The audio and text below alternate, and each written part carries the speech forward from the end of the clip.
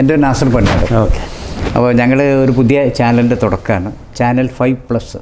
പ്രവാസി മലയാളികൾ അനുഭവിക്കുന്ന കുറേ പ്രശ്നങ്ങൾ, അവരുടെ ഇപ്പോൾ പറഞ്ഞ പോലെ തന്നെ വലിയൊരു പ്രശ്നമാണ് എയർലൈൻസിൻ്റെ ഒരു വിഷയം. ഒരു എയർലൈൻസ് ഭയങ്കര ചൂഷണമാണ് നടക്കുന്നത്. സീസൺ സമയങ്ങളിൽ ഏറ്റവും കൂടുതൽ യാത്രക്കാരുള്ള സമയങ്ങളിൽ, നമുക്ക് ഏറ്റവും കൂടുതൽ യാത്ര ആവശ്യമുള്ള സമയങ്ങളിൽ വലിയ എമൗണ്ടാണ് വാങ്ങിക്കുന്നത്. ഡബിളും ത്രിബിളും അങ്ങനെ അതിനൊരു യാതൊരു മാനദണ്ഡവുമില്ല. അപ്പോൾ ഇതിന് ഒരു പരിഹാരം ഇപ്പോൾ നമുക്ക് പ്രവാസി മലയാളികൾക്ക് ഏറെ പ്രതീക്ഷ നിൽക്കുകയാണ്. നമ്മുടെ കപ്പൽ എന്ന് വരും എന്ന് പറഞ്ഞ് കാത്തിരിക്കുകയാണ്.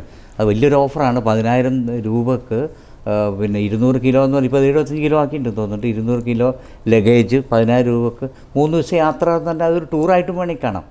നല്ലൊരു സംഭവമാണ് യാഥാർത്ഥ്യമായാലും. ഇത് എവിടെ എത്തിയിട്ടുണ്ട് ഇപ്പോൾ ദുബായിയുടെ ഒരു പ്രതലത്തിൽ നോക്കിക്കഴിഞ്ഞാൽ നിങ്ങൾ പറഞ്ഞ പോലെ ഒരു 2 വർഷത്തിൽ ഒരിക്കൽ നാട്ടിൽ പോകുന്ന 2 മാസത്തേക്കോ 3 മാസത്തേക്കോ നാട്ടിൽ പോകുന്ന ഒരാളെ സംബന്ധിച്ച് 3-6 ദിവസം എന്ന് പറയുന്നത് വലിയ ബുദ്ധിമുട്ടായിരിക്കില്ല. എന്നാൽ ഇവിടെ ഇപ്പോൾ ദുബായിലുള്ള നിങ്ങൾ യാത്രാ പരിശോധന നടത്തി കഴിഞ്ഞാൽ ഒരു 60% യാത്രികരെന്ന് പറയുന്നത് പെട്ടെന്ന് പോയി പെട്ടെന്ന് തിരിച്ചു വരണം. ടൈം ഈസ് കോസ്റ്റിംഗ് എന്നുള്ള നിലയിൽ ആളുകളുണ്ട്.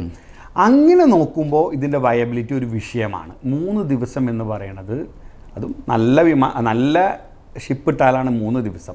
മുൻകാലത്ത് ഇവിടെ ആരംഭിച്ചിരുന്ന ഒരു പ്രാവശ്യം ഒരാഴ്ചയാണ്. 7 ദിവസം എന്നൊക്കെ പറയുന്നത് ഒരിക്കലും നടക്കുന്ന കാര്യമല്ല. അപ്പോൾ 3 ദിവസം തന്നെ ഇരിക്കുക എന്ന് പറയുന്നത് നല്ല ലക്ഷർ വേണം. അപ്പോൾ നമുക്കൊരു 1 മണിക്കൂർ അങ്ങനെ വിമാനത്തിൽ 3.5 മണിക്കൂർ. ഇപ്പോൾ ഞാൻ സാധാരണ യാത്ര ചെയ്യുന്ന ആളാണ്. 8 മണിക്കൂറും 16 മണിക്കൂർ. ഇവിടെ നിന്ന് ചൈനയ്ക്ക് പോകണമെങ്കിൽ 8 മണിക്കൂർ വേണം. 8 മണിക്കൂർ യാത്ര. യൂറോപ്പിലേക്ക് പോകണമെങ്കിൽ 8 മണിക്കൂർ 9 മണിക്കൂർ.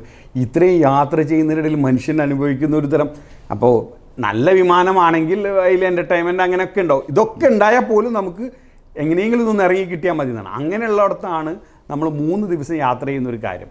അപ്പോൾ ഇതിൽ ആകെ പ്രായോഗികമായ വഴി സീ ടൂർ എന്നുള്ളതാണ് ഏറ്റവും നല്ല വഴി. കാരണം ഇപ്പോൾ ഈ വിമാന കമ്പനികളോ അല്ലെങ്കിൽ ഇന്ത്യ സർക്കാരോ ഇപ്പോഴും പരിഗണിക്കാത്തൊരു വലിയ വിഷയമുണ്ട്. സത്യത്തിൽ ഇന്ത്യ ഒരു നല്ല ടൂറിസ്റ്റ് ഡെസ്റ്റിനേഷനാണ്. പക്ഷെ ഇവിടെ നിന്ന് ഒരു മനുഷ്യൻ ഇന്ത്യയിലേക്ക് പോകണില്ല. എന്തുകൊണ്ടാണ് ടൂറിസ്റ്റിൽ പോകാത്തത്? നിങ്ങൾക്ക് ഇതേപോലോ അല്ലെങ്കിൽ ഇതിനേക്കാളും നല്ലതോ ആയിട്ടുള്ള ഫെസിലിറ്റി ഉള്ള രാജ്യങ്ങളിലേക്ക് ഇതിനേക്കാളും വളരെ കുറഞ്ഞ പൈസയിൽ പോകാൻ കഴിയും. ഇപ്പോൾ ഈസ്റ്റ് യൂറോപ്യൻ രാജ്യങ്ങളിലേക്ക് ഇവിടെ നിന്ന് നിരന്തരം ആളുകൾ യാത്ര പോകുന്നുണ്ട്. 1000 ദിർഹംസിനൊക്കെ ഈസ്റ്റ് യൂറോപ്യൻ രാജ്യങ്ങളിൽ പോയി വരാം. നമ്മുടെ ശ്രീലങ്ക പോലുള്ള രാജ്യങ്ങളിൽ, മാലിദ്വീപ്സിൽ ഇവിടെയൊക്കെ പോയി വരുന്നുണ്ട് ആളുകൾ. അപ്പോൾ ഇവിടെയൊക്കെ പോകുന്ന ആളുകൾക്ക് ഇന്ത്യയിൽ, പ്രത്യേകിച്ച് കേരളം പോലെ ഒരുപാട് സംസ്ഥാനങ്ങളുണ്ട്.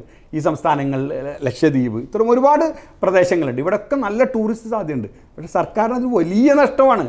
ശരിക്കും ആഭ്യന്തര വരുമാനത്തിൽ വലിയൊരു വർധനവ് നമ്മുടെ ഈ വിമാന കമ്പനികൾ നടത്തുന്ന കൊള്ള കൊണ്ട് സർക്കാരിന് നഷ്ടപ്പെടുന്നുണ്ട്. അതാണ് വസ്തുത. അപ്പോൾ നമ്മളിപ്പോൾ ഇന്ന് കേരളത്തിൽ ഏറ്റവും ഭംഗിയായി നടക്കുന്ന, ഏറ്റവും ലാഭകരമായി നടക്കുന്ന, ഏറ്റവും നല്ല സർവീസ് കിട്ടുന്ന ഒരു എയർപോർട്ടാണ് നെടുമ്പാശ്ശേരി എയർപോർട്ട്.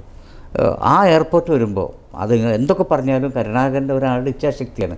അന്ന് എൻ്റെ നെഞ്ചത്ത് കൂടെ വിമാനം ഓടൂ എന്ന് പറഞ്ഞ ഒരു നേതാവ് തങ്ങളുടെ പാർട്ടിക്കാരനായിരുന്നു. അല്ല, അത് ചെയർമാനായിരുന്നു. അതായത് നിങ്ങൾ അതിൻ്റെ പരിസരം ചിലപ്പോൾ നമ്മൾക്കിത് ബോധ്യപ്പെടാതാവും. സത്യത്തിൽ കരുണാകരൻ, ഞാൻ അദ്ദേഹത്തിൻ്റെ ദീർഘശവും മരിച്ചുപോയ ഒരു മനുഷ്യനാണ്. അദ്ദേഹത്തിന് ഇതൊന്നും പറയുന്നില്ല. ഏറ്റവും അവസാനം പത്മജ BJPയിൽ പോകുന്നതിൽ വരെ കാരണം ഇത്തരം മൂലധന സമ്പാദ്യങ്ങളാണെന്നുള്ളതാണ് വസ്തുത. ഇതാദ്യം കൊണ്ടുവരാൻ ഉദ്ദേശിച്ച പ്രദേശം എന്ന് പറയുന്നത് കരുണാകരൻ്റെ മണ്ഡലത്തിനടുത്ത് തൃശ്ശൂർ ജില്ലയിലാണ് കൊണ്ടുവരാൻ പ്ലാൻ ഇട്ടിരുന്നത്. എറണാകുളം ജില്ലയിലായിരുന്നില്ല, നമ്മുടെ പ്രദേശത്തായിരുന്നു. ഞങ്ങളുടെ ഒക്കെ ഇവിടെ അപ്പോൾ ഒരു വലിയൊരു കോൾപ്പാടങ്ങളാണ്, തൃശ്ശൂർ കാഞ്ഞാണി കോൾപ്പാടങ്ങളുണ്ട്. ആ കോൾപ്പാടത്ത് കൊണ്ടുവരാനാണ് ഉണ്ടായത്. ഇപ്പോൾ നമ്മൾ ഈ കേരളത്തിൽ ആ കോൾപ്പാടത്ത് അവിടെ കൊണ്ടുവരാനായിരുന്നു ആദ്യത്തെ പ്ലാൻ. അതെന്തായാലും ശക്തമായ ജനകീയ എതിർപ്പിനെ തുടർന്നു. കാരണം നമുക്കറിയാം, ഈ പ്രളയം ഉണ്ടായപ്പോൾ തൃശ്ശൂർ ജില്ലയിൽ ചരിത്രത്തിൽ ആദ്യം ഇത്ര വലിയ പ്രളയം ഉണ്ടാവുന്നു. അതിന് കാരണം ഈ കോൾപ്പാടങ്ങളിലേക്ക് പീച്ചി ഡാമിലെ വെള്ളം വന്നതാണ്. അഥവാ ഈ എയർപോർട്ടെങ്ങാനും ആ കാഞ്ഞാണിന് വന്ന് തൃശ്ശൂർ ജില്ലയിൽ നമ്മുടെ മുമ്പിൽ ഉണ്ടാകുമായിരുന്നില്ല. പ്രകൃതി എന്നുള്ളതൊരു വസ്തുതയാണ്. നമ്മൾ പ്രകൃതി നമുക്ക് മാത്രമുള്ളതല്ല, നമ്മൾ വരും തലമുറക്ക് കൂടിയുള്ളതാണ്. നമ്മൾ അങ്ങനെ നിലനിർത്താൻ നമ്മൾ ബാധ്യസ്ഥരായവരാണ്. ഈ കേരളത്തിലൊരു പ്രളയം വന്നപ്പോൾ ഏറ്റവും ആദ്യം തകർന്ന പ്രദേശം ഏതായിരുന്നു? ഏറ്റവും കൂടുതൽ രണ്ടാമത്തെ പ്രളയം വന്നപ്പോഴും ആദ്യം വിമാനം അവസാനിപ്പിക്കേണ്ടി വന്ന എവിടെയാണ്? കൊച്ചി എയർപോർട്ടിലാണ്. എന്തുകൊണ്ട്? നമ്മളൊരു വസ്തുതയെ കാണാതിരുന്നിട്ട് കാര്യമില്ല. സംഭവം ശരിയാണ്. ഇപ്പോൾ നമുക്ക് ലാഭത്തിലാണ്, നമുക്ക് സൗകര്യമാണ്, എനിക്ക് വീട്ടിലേക്ക് 1 മണിക്കൂർ കൊണ്ട് വീട്ടിലെത്താൻ കഴിയുന്നുണ്ട്, ഇതൊക്കെ ശരിയാണ്. അല്ലെങ്കിൽ നമ്മൾ തിരുവനന്തപുരത്ത് വന്ന് 8 മണിക്കൂർ, കോഴിക്കോട് വന്ന് 5.5 മണിക്കൂർ, 4.5 മണിക്കൂർ യാത്ര ചെയ്യണം. അതൊക്കെ ആ സൗകര്യങ്ങളൊക്കെ നമുക്ക് തന്ന ഒരു കാര്യം നമ്മുടെ നാടിനുണ്ടാക്കിയ ഒരു അബദ്ധം.